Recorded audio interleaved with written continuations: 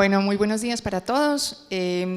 Tal cual han presentado hace un rato, hablaremos hoy acerca de la evaluación diagnóstica de la función gonadal femenina. Y cuando hablamos de cuál es la motivación para incluir este tema dentro de la sección de endocrinología de este simposio, si bien hay temas que parecieran ser más afines a la endocrinología, la función gonadal femenina esperaría uno que fuese más afín a ginecología o en otros contextos incluso a dermatología. Es frecuente que encontremos como motivo de consulta algunas situaciones que generan confusión en cuanto al diagnóstico y que en manejo multidisciplinario terminamos aclarando y allí el endocrino cumple un papel. Entonces, si miramos los escenarios que se presentan con frecuencia, está por ejemplo una mujer que viene con acné y que quiere saber si ese acné es origen hormonal o si tiene un desorden hormonal que ella cree tener, o porque es remitida por dermatología o ginecología para evaluación de un posible trastorno hormonal. Tenemos también el escenario de una mujer con hirsutismo o con exceso de crecimiento de vello, o también con frecuencia alteraciones múltiples de los ciclos menstruales, de su regularidad, que tienen que ver sobre todo con espaciamiento de los mismos, que llamamos oligomenorrea o amenorrea cuando estos cesan completamente.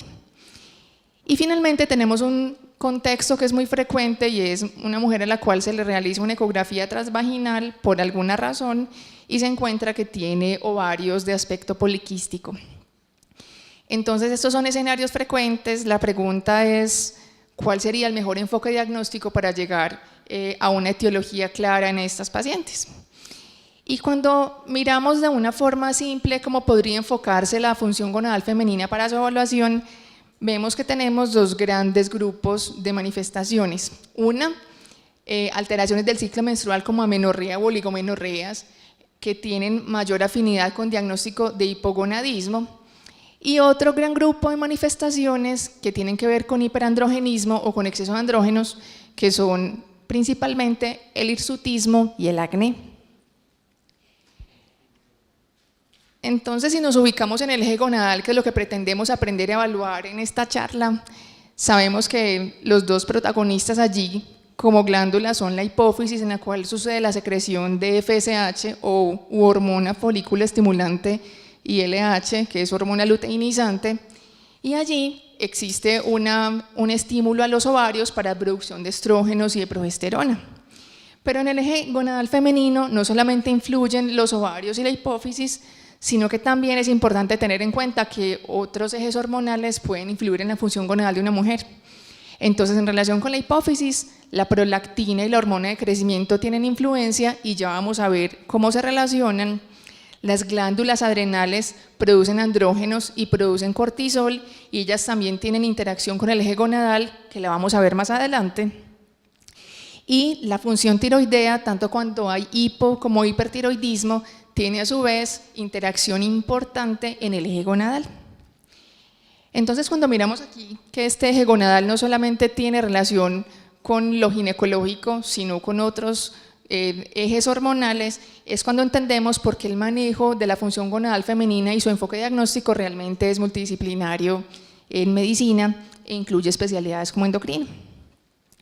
Entonces, bueno, es probable que ustedes hasta ahora tengan como por allá una confusión de cómo funcionan todos esos ejes para uno entender cómo se hacen las pruebas, y recordemos un poquito algunos conceptos simples. Tenemos entonces en la hipófisis esta hormona que es la GnRH, y ella estimula a la hipófisis para producir FSH y LH.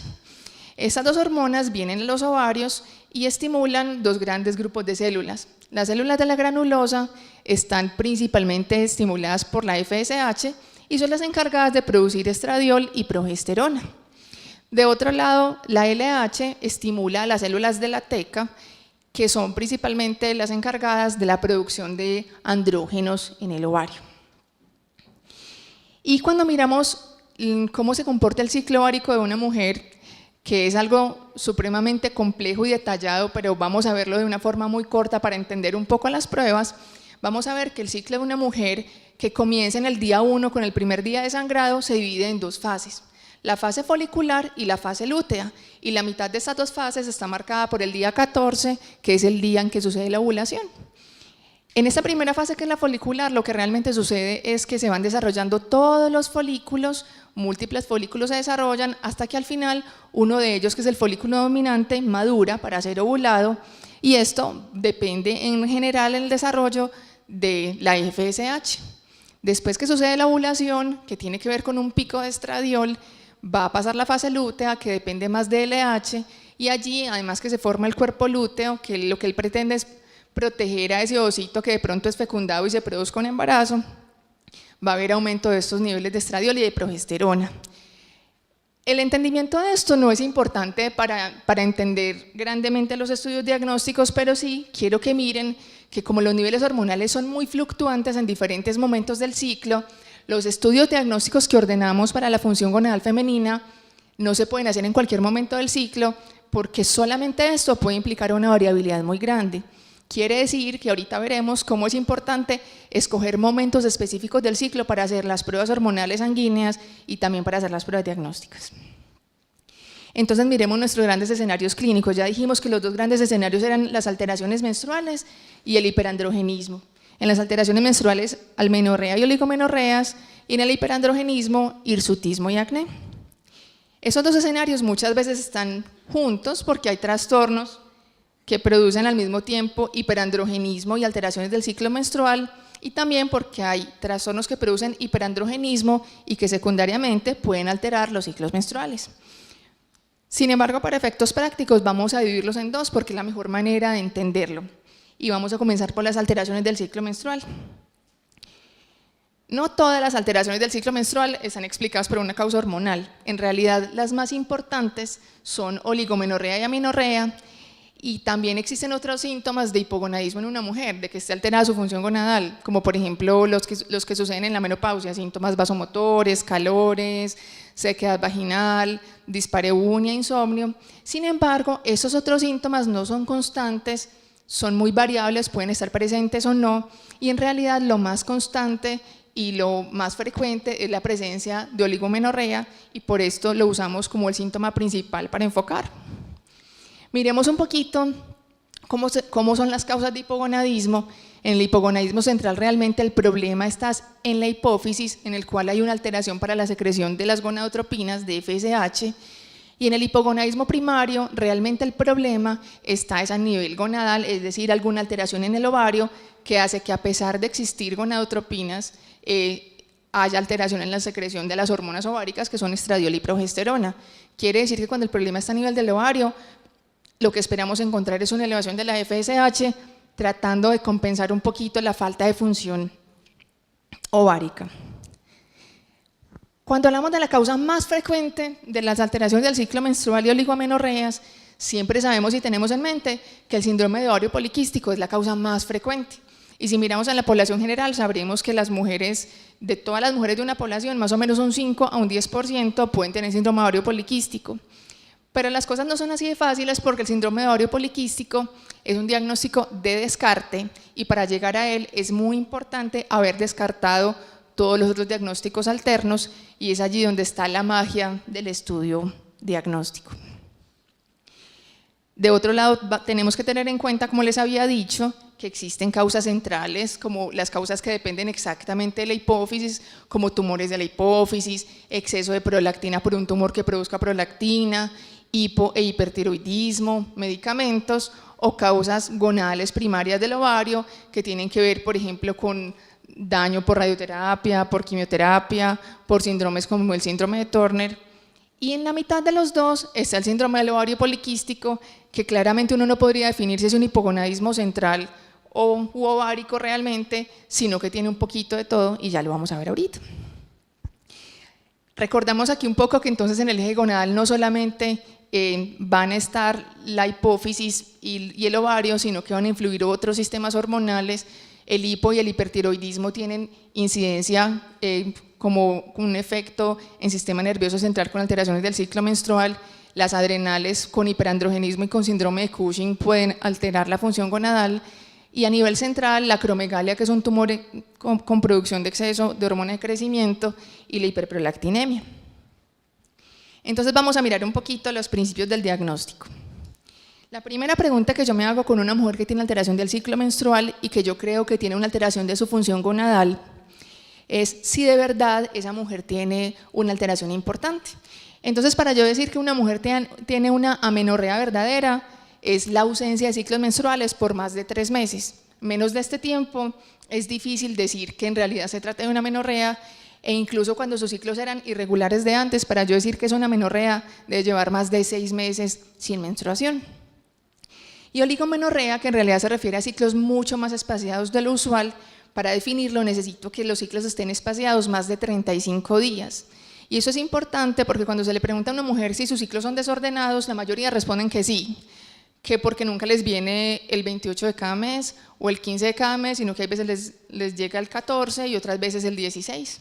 Si ustedes se ponen a mirar, no todas las mujeres tienen ciclos de 30 días exactamente y por eso no les va a llegar el mismo día. Esos ciclos pueden fluctuar entre 25 y 30 días, pero lo importante es que no estén más espaciados de 35 días entre uno y otro, que sería lo que define realmente oligomenorrea. Una vez sabiendo que la definición es correcta, lo segundo que me tengo que preguntar es si de verdad será una causa patológica o es una causa fisiológica o esperable por su rango de edad. Por ejemplo, cuando tengo una mujer adolescente, yo sé que después de la menarca, que es la primera menstruación, puedo esperar que en los primeros 3 años, desde la menarca, los ciclos sean anovulatorios y puedan ser desordenados. Eso está dentro de lo normal. Y de otro lado, cuando tengo una mujer que se acerca a los 45 o a los 50 años con alteraciones del ciclo menstrual, espero que esté entrando probablemente en una perimenopausia y posteriormente una menopausia, y muy seguramente no voy a necesitar una batería de exámenes tan grande para aclarar una causa que fisiológicamente se espera por su rango de edad. De otro lado, entonces, sabiendo que no es algo esperable por su rango de edad, la pregunta entonces, ¿cuál sería la causa patológica? Y aquí nos esperamos poder encasillarla en 3 grupos grandes. Aparte del embarazo, que no deberíamos considerarlo una causa patológica, sino fisiológica, aunque está discutido por algunos obstetras, pero en realidad pues es parte del proceso de una mujer en su vida fértil, tenemos 3 grandes grupos. 1, si tiene un hipogonadismo primario, o sea, un daño en los ovarios. 2, si tiene un hipogonadismo central, o sea, un daño a nivel de la hipófisis. O 3, si lo que tiene esa mujer es un hiperandrogenismo o alguna condición que le genere exceso de andrógenos y que influye en su función gonadal. Aquí la causa más importante es el síndrome de ovario poliquístico, pero existen muchas otras causas de hiperandrogenismo. Entonces, en la historia clínica, más que yo venir aquí a contarles cada uno de los aspectos que tenemos en cuenta, es importante saber cómo ha sido la historia de esa mujer. No es lo mismo una mujer que tenía ciclos menstruales normales durante toda su vida y ahora de repente se quedó sin menstruación. Allí entonces entra la sospecha de un embarazo, de una falla ovárica temprana. O por ejemplo una mujer que desde sus 15 años lleva con ciclos irregulares y ahora tiene 30, por ejemplo, allí sospecharíamos una causa que ha sido persistente desde su edad adulta o desde su adolescencia, que sea por ejemplo un síndrome de ovario poliquístico. Cuando miramos lo que se observa médicamente al examen físico, buscamos si esa mujer tiene talla baja o estigmas de síndrome de Turner, podría ser esta la causa de oligomenorreas o amenorreas. Cuando una mujer tiene galactorrea, que es secreción de leche mamaria espontánea, podríamos pensar que sea todo causado por un exceso de prolactina, por hiperprolactinemia. Cuando esa mujer presenta hirsutismo, acné o signos de virilización, podría ser un hiperandrogenismo. Cuando tiene índice de masa corporal muy bajito, podría ser una amenorrea hipotalámica por anorexia o por ejercicio. O cuando hay signos claros de otro trastorno endocrino, como por ejemplo el Cushing o acromegalia, que son raros, pero que pueden ser una causa importante de hipogonadismo en la mujer joven. Entonces, ¿cómo es el enfoque diagnóstico inicial desde el punto de vista del laboratorio? Vamos a ir mirando porque algunas veces los médicos describimos múltiples pruebas como el combo 1, el combo 2, que ya se sabe que ordena tal doctor, y en realidad más que ser una lista de exámenes, cada uno tiene que tener una justificación y una razón por la cual lo estamos ordenando, sabiendo que nos va a cambiar la conducta a su resultado. Entonces, en estas pacientes deberíamos ordenar una HCG en sangre pensando en descartar embarazo, sobre todo en aquellas que están en amenorrea, no en oligomenorrea. TSH y prolactina, teniendo en cuenta que las causas dos de las causas más frecuentes de oligomenorrea son realmente la hiperprolactinemia y los trastornos tiroideos, tanto hipo como hipertiroidismo. Tercero, es importante tener una FSH porque con solamente esta FSH va a ser suficiente para que enfoquemos la causa del hipogonadismo, si se trata de un hipogonadismo central o si se trata de un hipogonadismo primario. Y aparte de estas pruebas que son las que se ordenan de forma rutinaria, podríamos adicionar algunas pruebas que son por sospecha clínica y eso no está en ningún algoritmo que le vaya a usted a decir a qué pacientes sí o a qué pacientes no, sino que tiene que ver con el criterio médico y es en una mujer que tiene clínica de hiperandrogenismo o sugestiva de ovario poliquístico como hirsutismo, como acné, ordenaremos muy seguramente desde el principio una ecografía transvaginal y niveles de andrógenos que pueden ser testosterona acompañado o no de hidroepiandrosterona sulfato y ahorita lo vamos a ver más adelante. De otro lado, si esta paciente tiene hallazgos al examen físico compatibles con síndrome de Cushing o con acromegalia, va a ser necesario ordenar las pruebas para confirmarlo, que en el caso del Cushing puede ser cortisol en orina 24 horas o cortisol post-dexametasona 1 miligramo, y en el caso de querer confirmar acromegalia, estaríamos hablando de ordenar somatomedina C, que también se conoce como IGF-1. Miren que aquí, en este enfoque, no incluí ni LH, que es la parejita frecuente del combo que se ordena con la FSH, ni el estradiol, y la razón por la cual no se deben incluir de rutina es porque estas dos pruebas tienen dos características. Uno, no nos dan ninguna información adicional a la que ya nos da la FSH.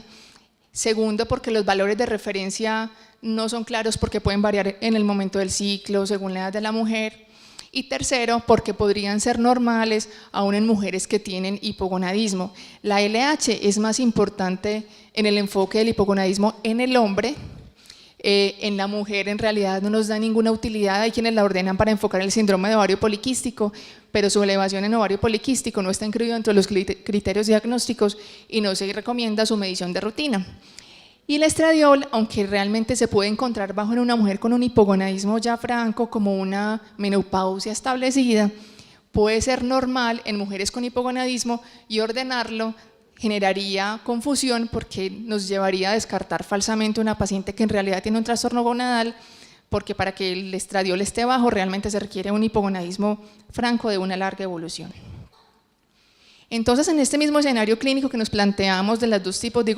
hipogonadismo y de hiperandrogenismo, la manera de enfocar con los paraclínicos ordenados es la siguiente. Primero, entonces, en una mujer que tiene amenorrea secundaria, es decir, una mujer que estaba menstruando y ya no, de más de 3 meses de evolución, lo primero que tengo que saber es si está en embarazo, y esta fue la razón por la cual ordené la HCG. Si esa mujer no está embarazada, entonces voy a remitirme a analizar la TSH y la prolactina, y quiero ver si esa mujer tiene hiperprolactinemia o un trastorno tiroideo, que puede ser un hipo o un hipertiroidismo. Y si se descartan estas causas iniciales que son muy frecuentes,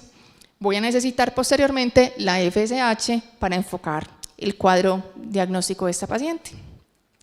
Si esta FSH es alta, y alta en general se cuenta como mayor de 40, aunque diferentes fuentes literarias y diferentes autores hablan de valores incluso por encima de 20, estaríamos hablando de un hipogonadismo primario o una alteración en los ovarios. Y cuando esa FSH es normal o está bajita, contando como normal o baja menor de 15, y esto puede variar según los momentos diferentes del ciclo menstrual, estaríamos hablando de todas las otras causas que no son un hipogonadismo primario. Entonces, en el escenario del hipogonadismo primario, que es el escenario de la FSH alta, las dos grandes causas que tengo en una mujer adulta son o un síndrome de Turner o una falla ovárica temprana. Y allí la mejor manera de diferenciarlo es si esta mujer tiene menos de 30 años, se ordenará un cariotipo para descartar un síndrome de Turner, pero si esa mujer tiene más de 30 años, lo más probable es que sea una falla ovárica temprana y que deba ir a los estudios relacionados con las causas de falla ovárica temprana. El otro escenario es el otro lado, que tiene que ver con FSH normal o baja, y aquí tenemos 3 grandes grupos de causas. Uno es que sea un hipogonadismo central. Otro es que sea un hiperandrogenismo que me está causando una alteración de la función gonadal. Un tercer escenario es un síndrome de Asherman, que es algo que sucede en mujeres a las cuales le han hecho un curetaje o un legrado y quedan con la alteración estructural del útero que no les permite menstruar.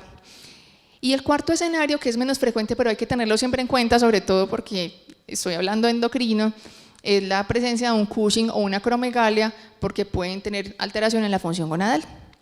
Entonces, si yo tengo una mujer con FSH normal o baja y con clínica de hiperandrogenismo, tengo que pensar en ovario poliquístico, en hiperplasia suprarrenal o en tumores que me estén produciendo esta alteración en los ovarios. Si tengo sospecha de un síndrome de Asherman, porque a esa señora le hayan hecho un curetaje, va a necesitar una prueba de progestágenos y esto se dará por ginecología.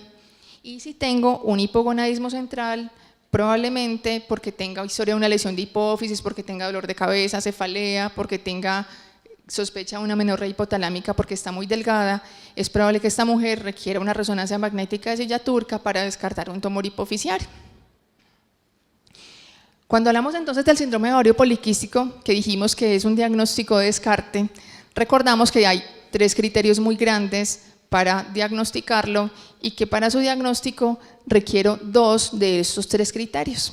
El primer diagnóstico de los criterios de Rotterdam es que esa mujer tenga oligo o amenorreas, que eso se sabe por la clínica. El segundo es que tenga hiperandrogenismo, que sea clínico o que sea bioquímico medido por andrógenos. Y el tercero es que tenga los ovarios poliquísticos por ecografía.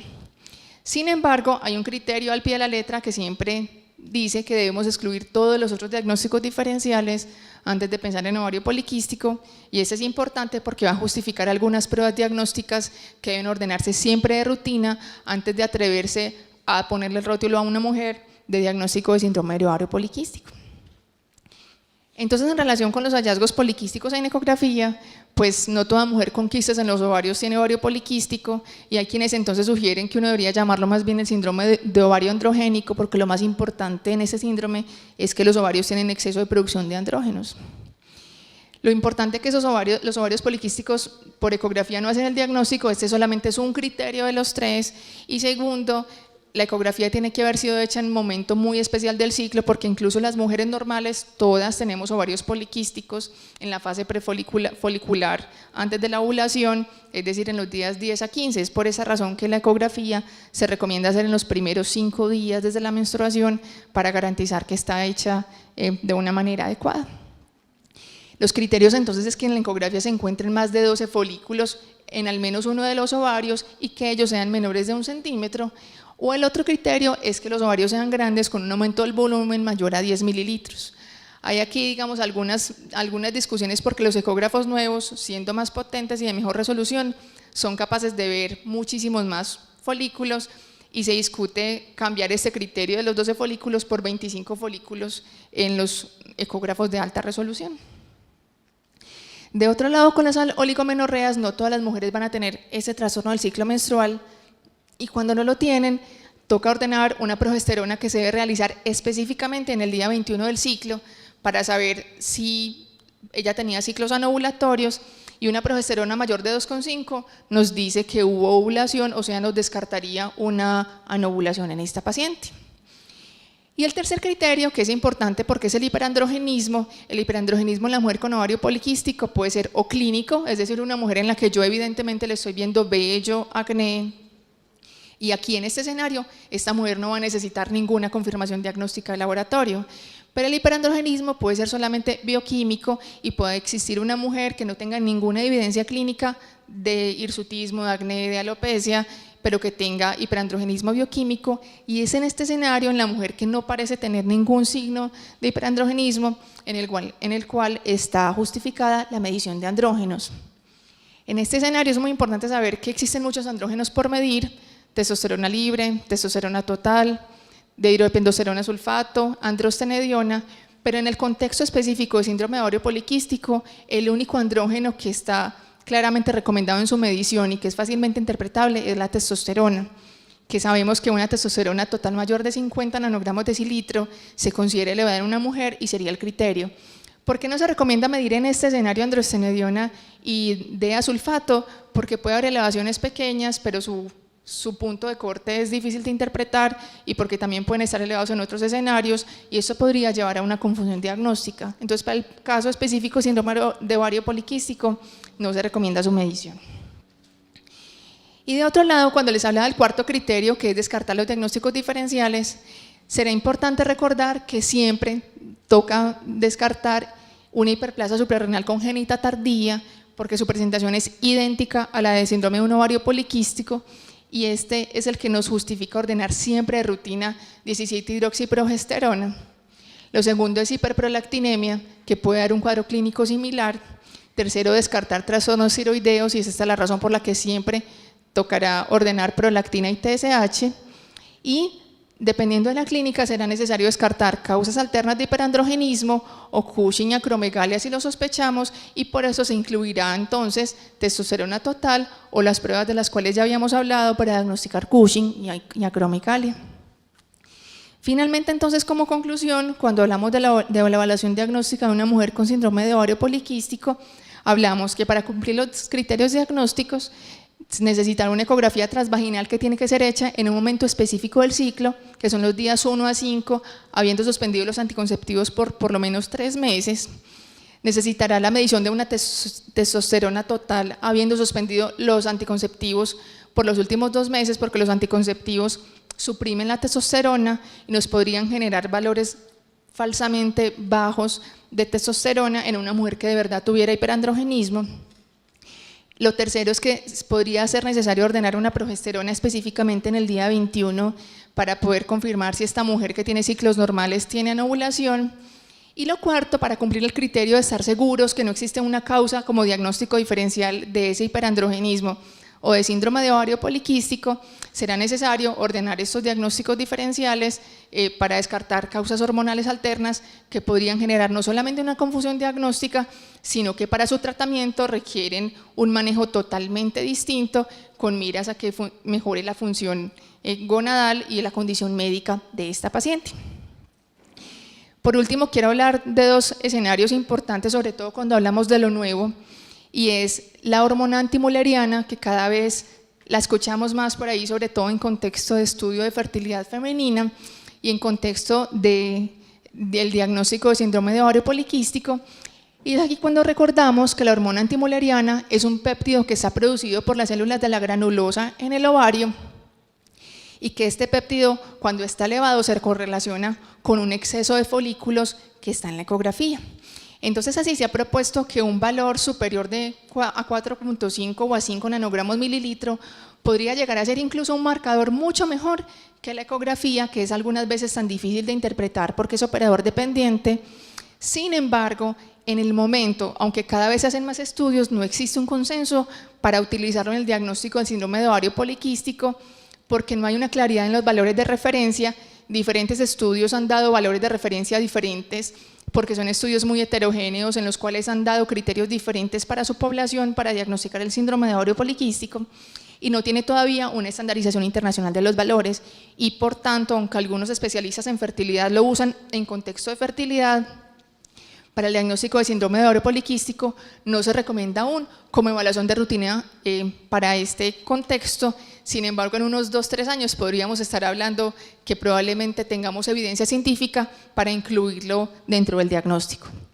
Y finalmente, será frecuente entonces que en una mujer con síndrome de ovario poliquístico, por todas las implicaciones metabólicas que tiene a futuro, sobre todo lo que tiene que ver con riesgo de obesidad, diabetes mellitus, hipertensión y enfermedad coronaria,